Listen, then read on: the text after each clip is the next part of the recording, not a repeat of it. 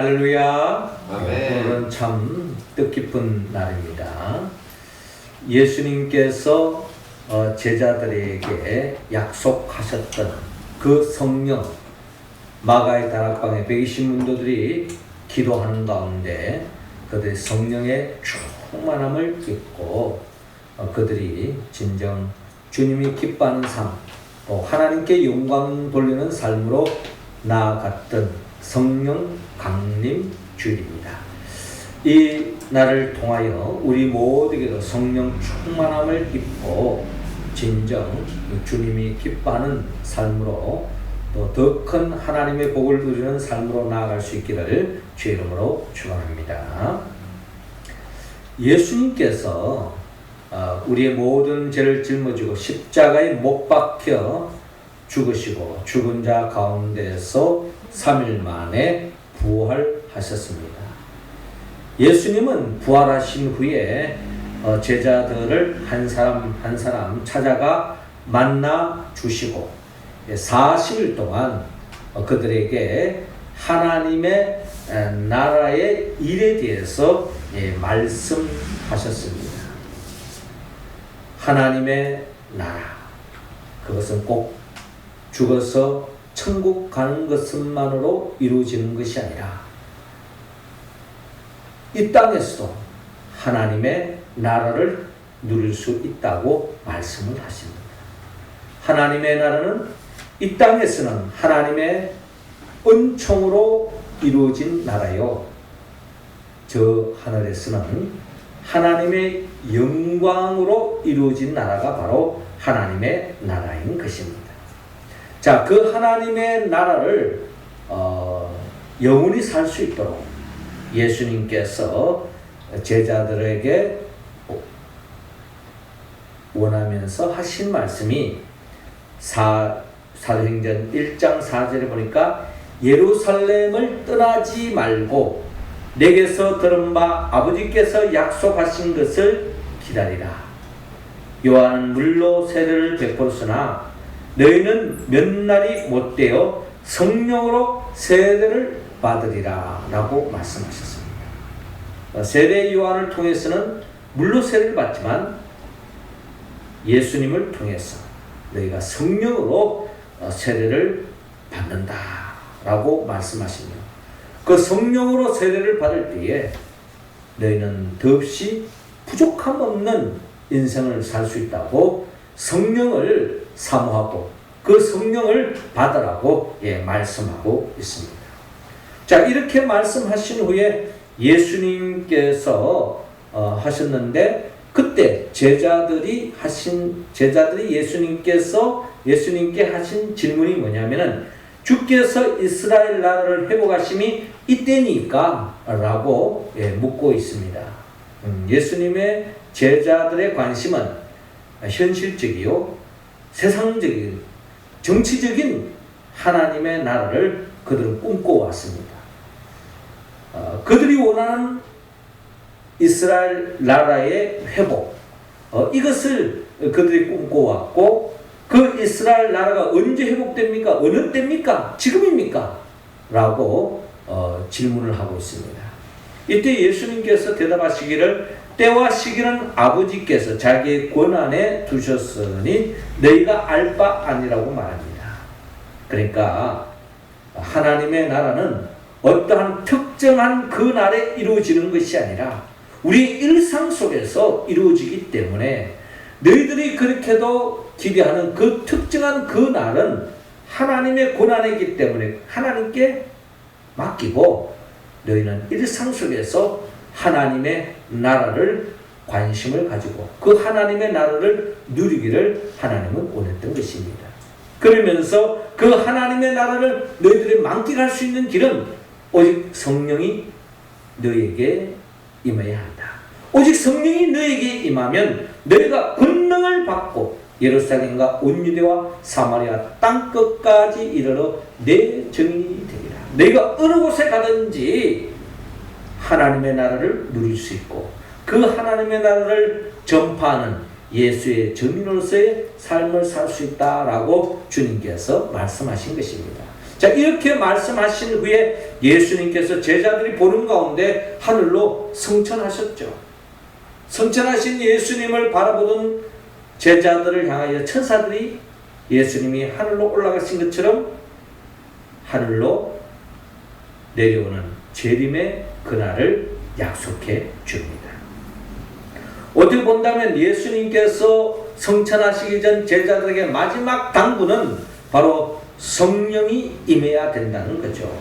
그 성령을 예수님의 제자들이 마가의 다락방에서 예수님의 11 제자뿐만 아니라 120문도들이 모여서 그들은 주님이 약속한 그 성령을 받기 위해서 그들이 기도했습니다. 기도할 때 그들은 성령 충만함을 입게 된 거죠. 이들이 성령 받고 난 뒤로는 그들은 지난날의 제자와 같은 모습이 아니었습니다. 한마디로 이 세상이 감당하지 못할 모습으로 변화되어졌고, 무엇보다도 그들은 예수님과 같은 말, 예수님과 같은 마음, 예수님과 같은 뜻, 또한 예수님과 같은 열매 맺는 삶으로 완전히 바뀌어지는, 한마디로 주님이 원하는 사람으로, 원하는 제자의 모습으로 변화된 것을 바라볼 수 있습니다. 성령 강림주일은 어떻게 보면 제자들이 그토록 주님이 바라던 모습으로 변화된 날이 바로 성령 강림주일이라고 표현할 수 있습니다. 오늘 이 성령 강림주일을 통하여 우리 모두도 예수님의 제자처럼 진정 예수님이 원하는, 예수님이 바라는 그런 모습으로 우리가 세워지기를 원합니다. 어떻게 하면 우리가 진정 예수님이 그토록 바라는, 갈망하는 그런 모습으로 우리가 세워지고 살아갈 수 있을까요? 먼저 주님은 오늘 본문 21절을 통하여 우리에게 평강이 있으라고 말씀하고 있습니다. 자, 21절 말씀을 같이 한번 읽어봅시다. 시작. 예수께서 또 이르시되 너희에게 평강이 있을지어다. 아버지께서 나를 보내신 것 같이 나도 너희를 보내노라. 아멘. 자, 오늘 성경 본문 요한복음 20장 19절은 이렇게 시작하고 있습니다.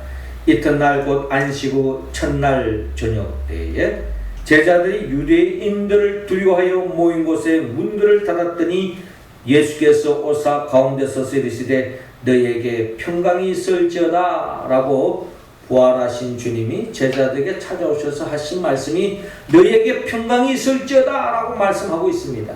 왜 예수님이 이런 말씀했을까요? 지금 제자들에게는 그들의 마음속에 평강이 없는 것입니다. 평강이 없는 것이 아니라 두려움이 그들의 마음을 자리 잡고 있는 것입니다.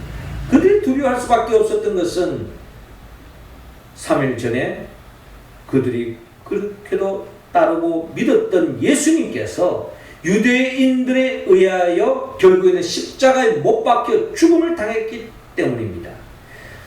예수님이 십자가에 못 박혀 죽음을 당했기 때문에 예수님을 따랐던 제자들도 유대인들에 의해서 죽음을 당하지 않을까 하는 그런 염려, 근심, 걱정에 빠져 있었기 때문에 그들의 마음속에는 두려움이 꽉 차 있는 거예요. 이런 두려움에 차 있는 이들을 향해서 예수님께서 너희에게 평강이 있을지어다 라고 말씀합니다. 그렇게 말씀하시면서 20절에 이 말씀을 하시고 손과 옆구리를 보이시니 제자들이 주를 보고 기뻐하더라 라고 말씀하고 있습니다. 예수님께서 제자들에게 너희들이 이 옆구리를 바라봐라. 그리고 이 손과 이 발의 못자국을 바라봐라. 왜 주님이 이런 말씀을 하시고 계실까요? 이 말씀을 하셨을 때 그들이 주님의 손과 옆구리를 보고서 기뻐했다라고 오늘 본문 20절에 기록되어져 있습니다. 두려움이 사라지고 기쁨이 자리 잡았다는 겁니다. 왜? 예수님이 십자가에 못 박혀 죽은 줄로만 알았는데 그 예수님이 죽은 자 가운데서 3일 만에 부활하셨기 때문에, 부활하신 주님을 그들은 목격했기 때문에, 부활의 주님을 만났기 때문에 그렇습니다. 부활의 주님을 만난 사람은 더 이상 두려움에 빠지지 않습니다. 십자가에 못 박혀 죽는 한이 있더라도 죽음으로 끝나지 않고 하나님의 능력의 오른손이 예수 그들을 부활시켜 주었다면, 제자들 또한 유대인들을 통해서 위협을 받고 핍박을 받고 죽임을 당한다 할지라도 하나님께서 예수님처럼 우리도 부활시켜 주실 것이라는 그 믿음이 있는 사람은 결코 두려움에 빠지지 않고 부활의 주님이 주시는 그 평강이 자리 잡는다는 것입니다. 부활의 주님이 우리에게 말씀합니다. 너희에게 평강이 있을지어다. 우리는 이 평강을 얻지 못하면 이 세상에 아무 일도 할 수 없습니다. 여러분들이 꿈을 가지고 이 세상을 향하여, 여러분들의 꿈을 향하여 나아가는 가운데 모든 것이 순풍의 돛담배처럼 모든 것이 다 일사천리로 여러분들이 계획하는 바대로, 원하는 바대로 펼쳐지지 않습니다. 꿈이 크면 클수록 더 큰 장애물이 있고 걸림돌이 있는 것이 현실입니다. 그런 속에서 우리는 어떻게 그 모든 험난한 장벽을 뚫고 나아갈 수 있습니까?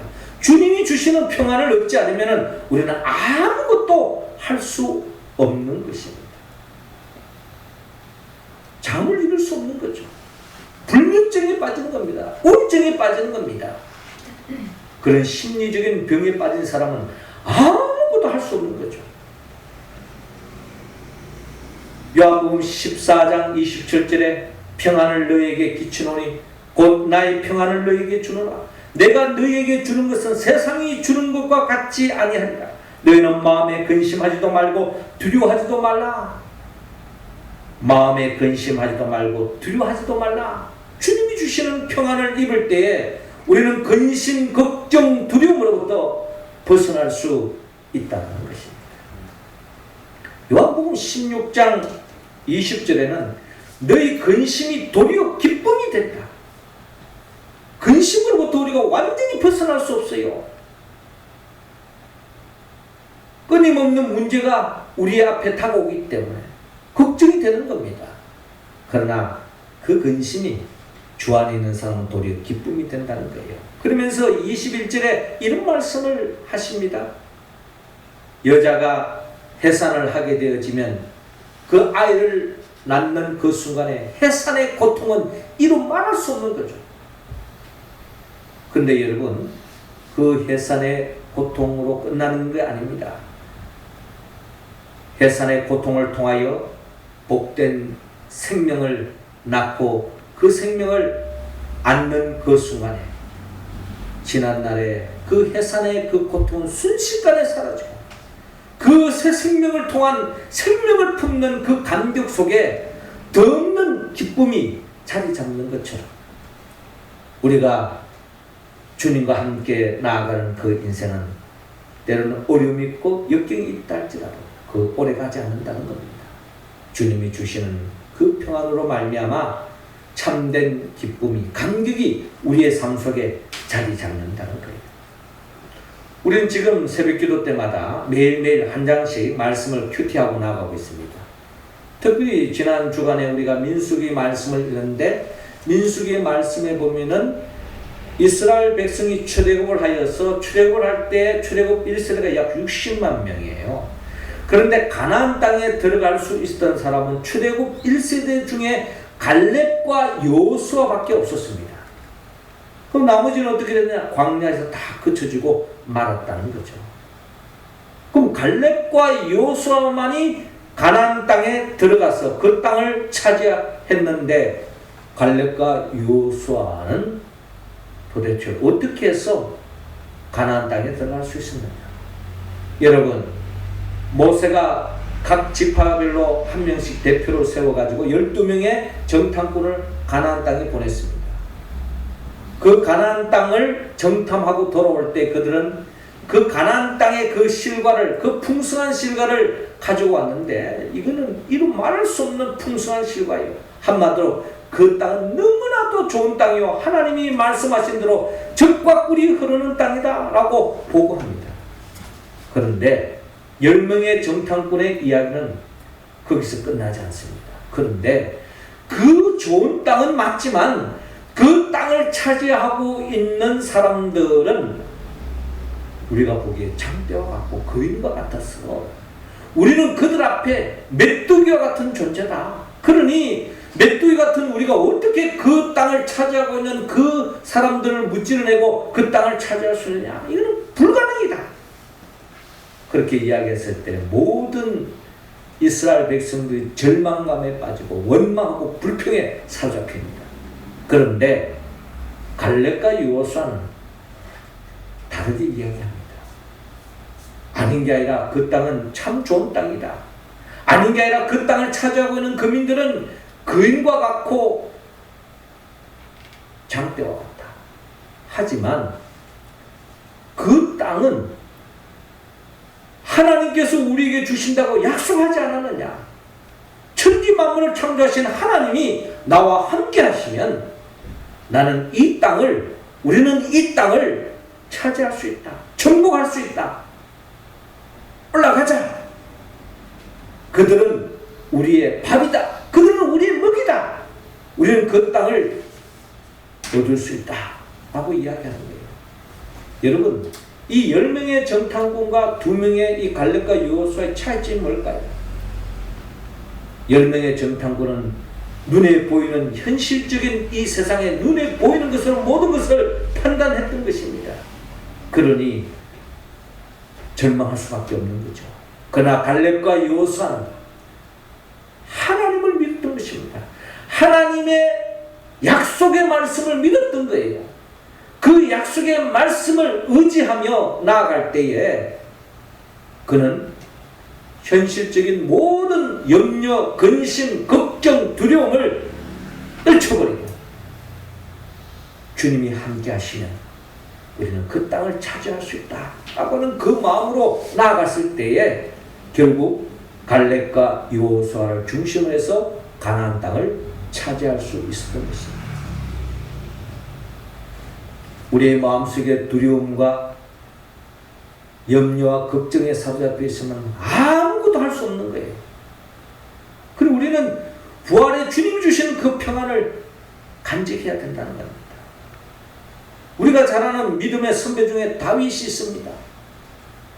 골리앗이 이스라엘을 공격해 왔어요. 쳐들어왔어요. 골리앗 앞에 모든 장수들이 사시나무 떨듯이 공포에 질려 있었습니다. 아무리 좋은 무기 가지고 있으면 뭐합니까? 덜덜덜덜 떨고 있는데 덜덜덜 떠는 그 손으로 어떻게 창을 던질 수 있으며 칼을 들 수가 있겠습니까? 이스라엘 백성들이 공포에 질려 있습니다. 그런데 유독 다윗은 하나님이 우리와 함께 하시면, 만군의 하나님이 우리와 함께 하시면 그 골리앗을 무찌를 수 있다.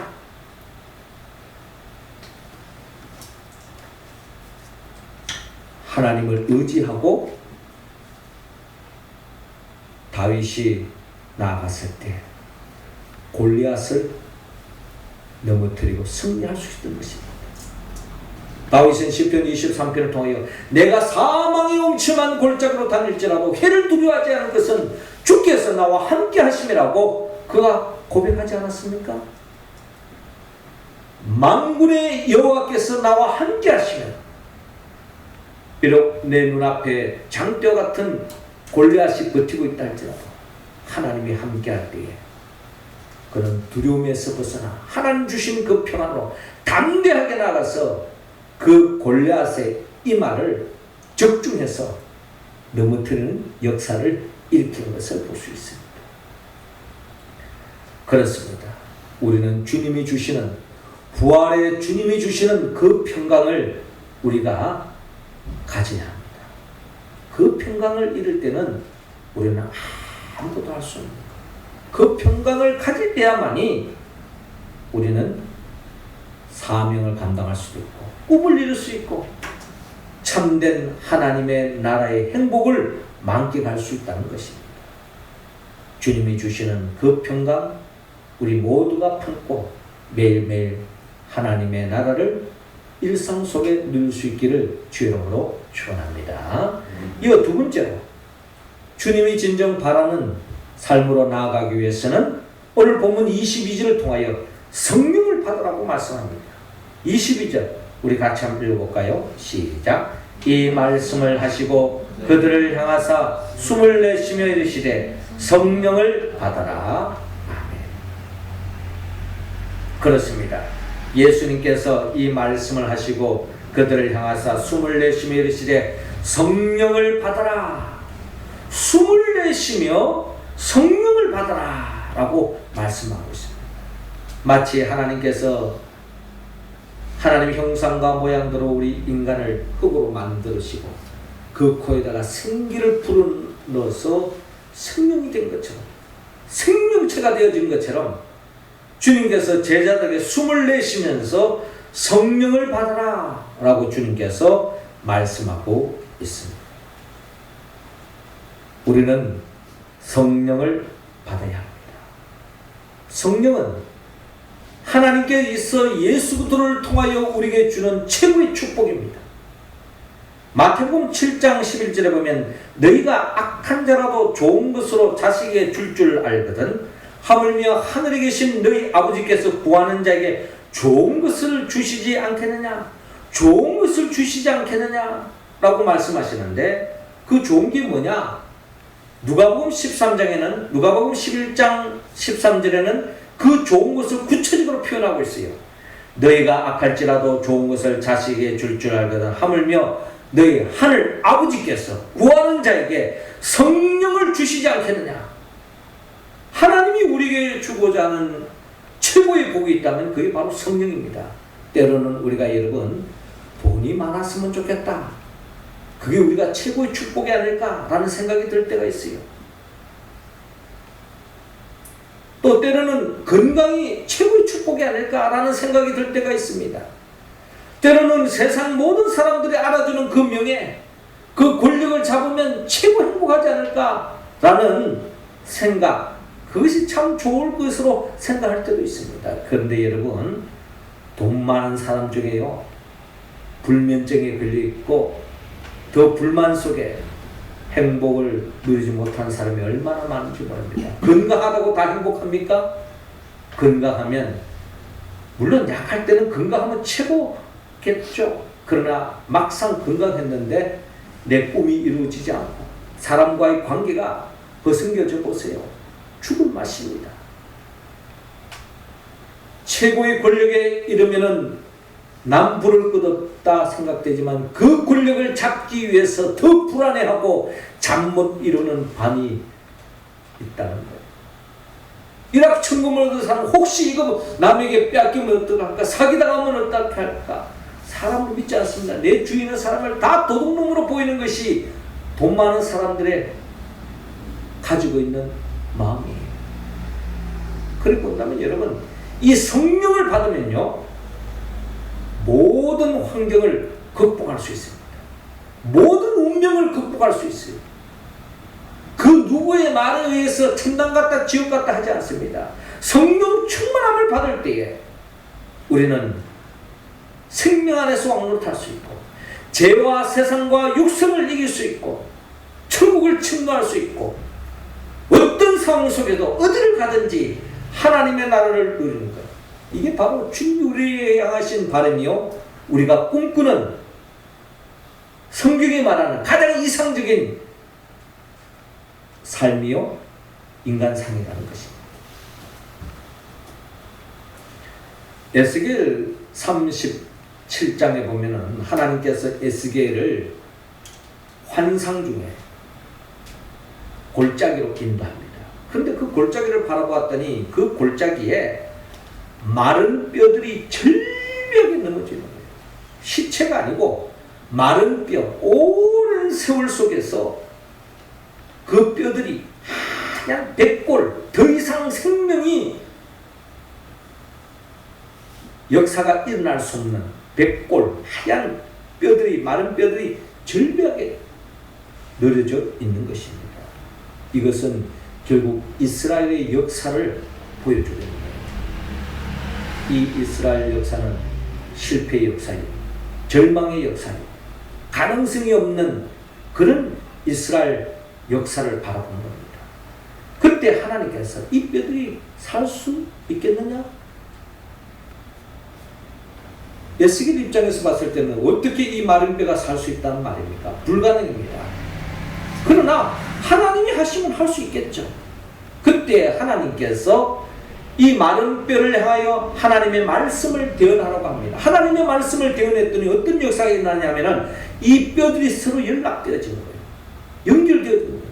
뼈가 따로 있고 팔에 있는 뼈가 따로 있고 발 쪽에 있는 뼈가 따로 흩어져 있고 머리가 해골이 따로 떨어져 있는데 이들이 다 서로 연락하는 거예요. 그러면서 거기에 근육이 붙고 살점이 붙는 거예요. 그런데 그렇게 사람의 형상으로 모여졌지만 아직 실체에 불과한 생기가 없는 거예요. 그때 하나님께서 에스겔에게 하나님의 생기를 대언하라고 합니다. 하나님의 생기를 대언했더니 어떤 역사가 일어났습니까? 시체와 같은 이 이스라엘의 군대가 생기를 얻어서 진정 하나님께 영광 돌리는 군대로 세워지는 것을 바라볼 수 있습니다. 하나님의 생기가 들어가지 않으면 아무것도 할 수 없다는 거예요.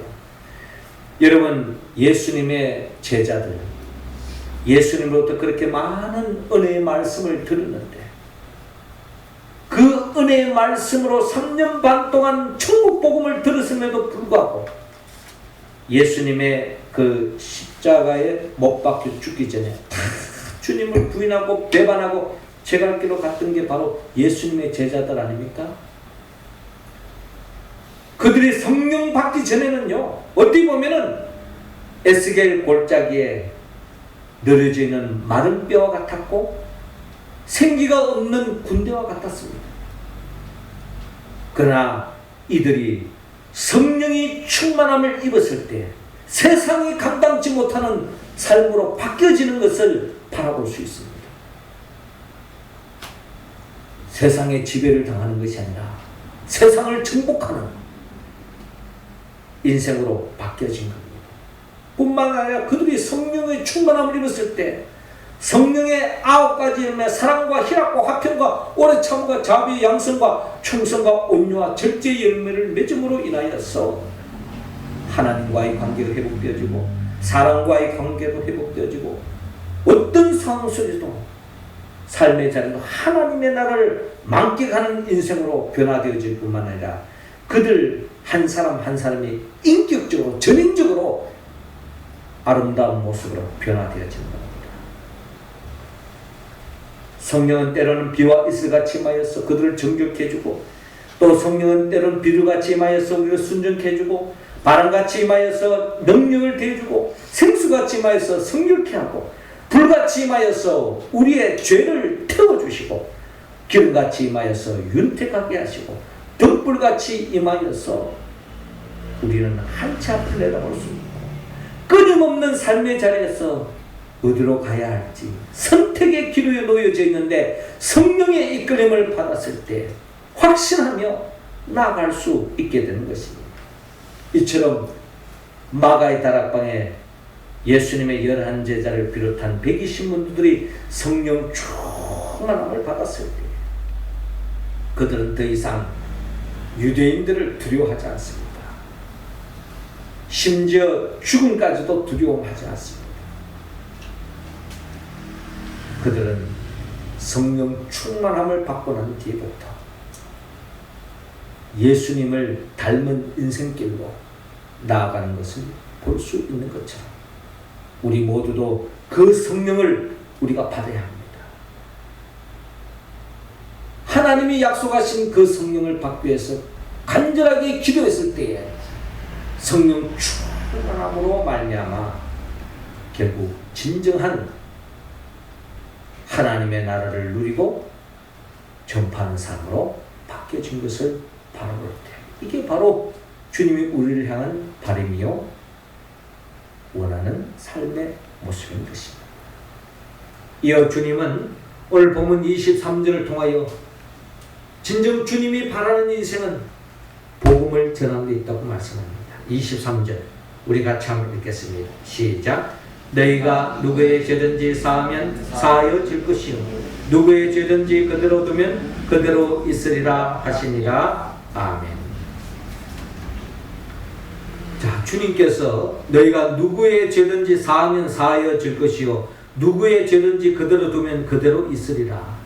우리가 이 말씀을 액면 그대로 들으면요 마치 우리에게 사죄의 특권, 권한이 있는 게 아닌가 하는 생각을 가질 때가 있습니다. 어떤 죄인이 있다면 내가 너의 죄를 사하노라 그런다고 죄가 사해지느냐? 성경의 말씀 보면 그렇다고 생각되는데 근데 주님이 이런 말씀을 하신 것은 우리는 사죄의 특권이 없습니다. 왜? 우리는 죄인이기 때문에. 예수님만이 사죄의 특권을 가졌는데 왜냐하면 예수는 죄가 없기 때문에. 근데 우리는 죄인이 죄인을 향하여 네가 죄가 없다라고 말할 수 없다는 거예요. 그럼 주님이 왜 이런 말씀을 하시느냐? 우리는 사죄의 특권은 없지만 사죄의 특권을 가지고 우리 모든 죄를 사해 주시는 예수 그리스도 그 복음을 전하면 그 복음이신 예수 그리스도를 믿기만 하면 모든 죄의 문제가 해결되어지기 때문에 우리에게는 복음을 전하는 권세를 우리에게 주셨다는 거예요. 특권을 주셨다는 거예요. 그럼 우리는 예수만 전하면 그 어떠한 죄인도 죄사함의 은총을 입을 수 있다는 거예요. 여러분 이 세상에는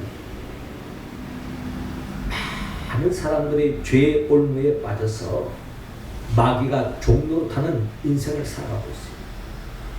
마귀가 시키는 대로 마귀가 바라는 대로 하기만 하면 일확천금을 얻을 수 있을 것 같았어. 마귀가 시키는 대로 하면은 최고의 권력을 얻을 수 있을 것 같았어. 모든 사람들이 다 알아줄 것 같았어. 죄의 미혹에 빠져서 마귀의 종노릇 하다가 결국 그 인생 심판에 이를 수밖에 없고 사망에 이를 수밖에 없는 것이 바로 죄의 삭시요 죄를 지은 사람의 특징이라는 겁니다. 그리고 본다면 여러분 성경에서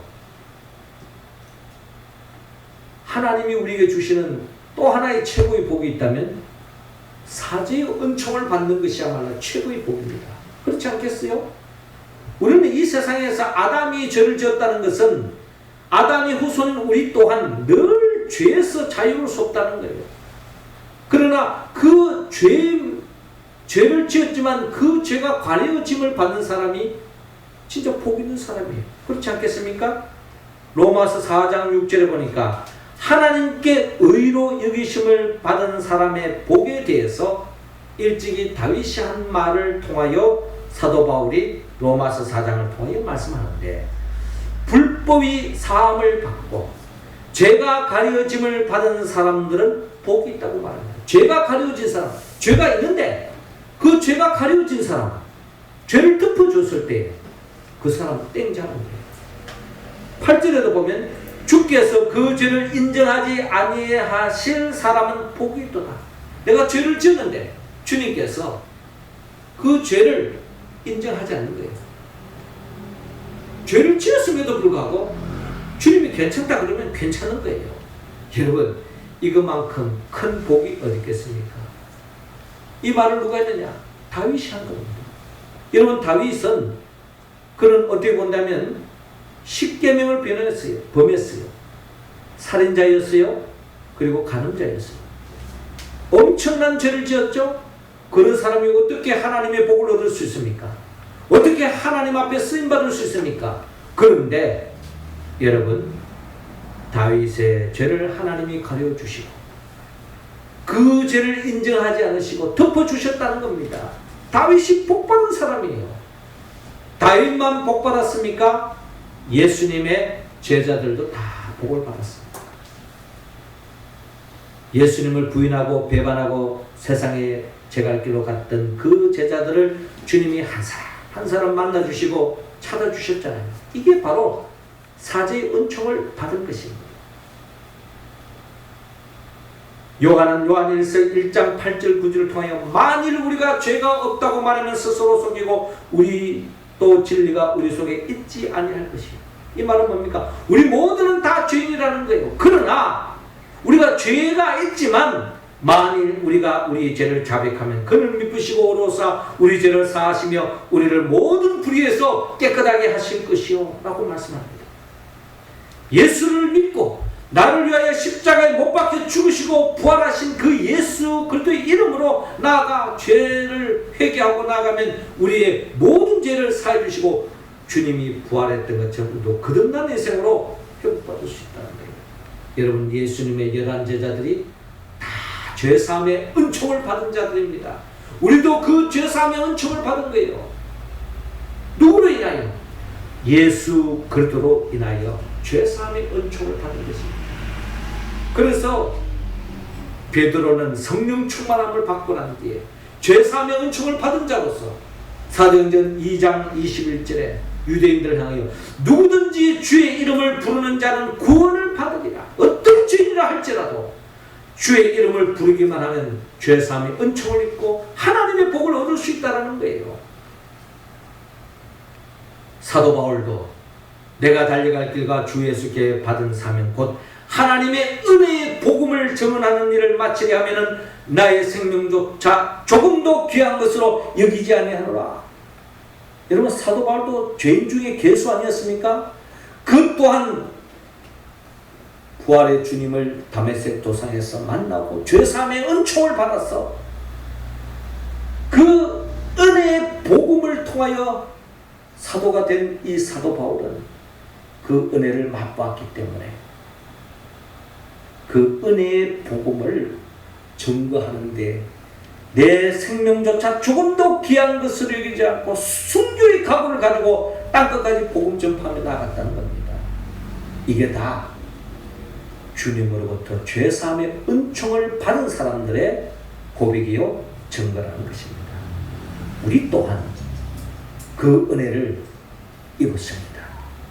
우리는 다 지난날 죄인이었어요. 감히 하나님 앞에 설 수 없는 자들입니다.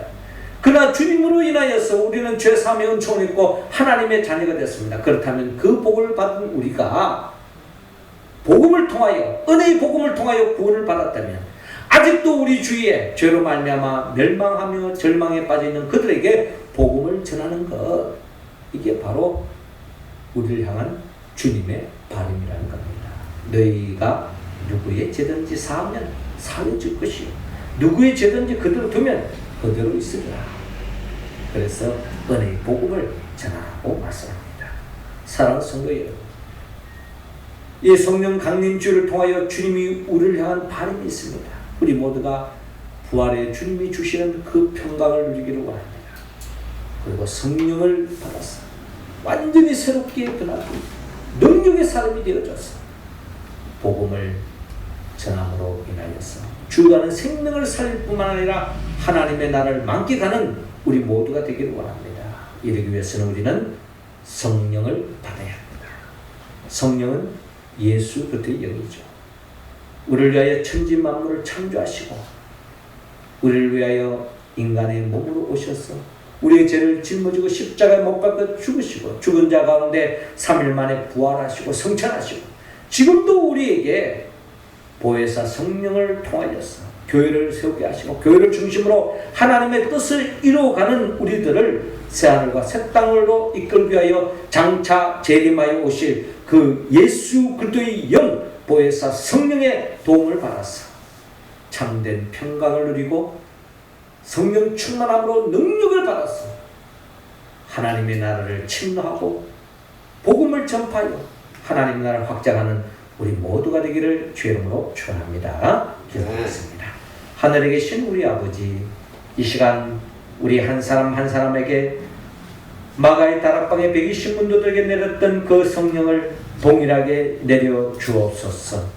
성령 충만케 하여 주옵시고 성령의 임재를 통하여서 우리가 매일매일 평강을 누리고 성령을 통하여 능력받아 하나님의 나라를 누리게 하시고 복음 전파를 통하여 죽어가는 생명을 살리는 진정 주님이 원하는 삶을 살아가는 우리 모두가 되게 하여 주옵소서. 예수님의 이름으로 기도하옵나이다. 아멘.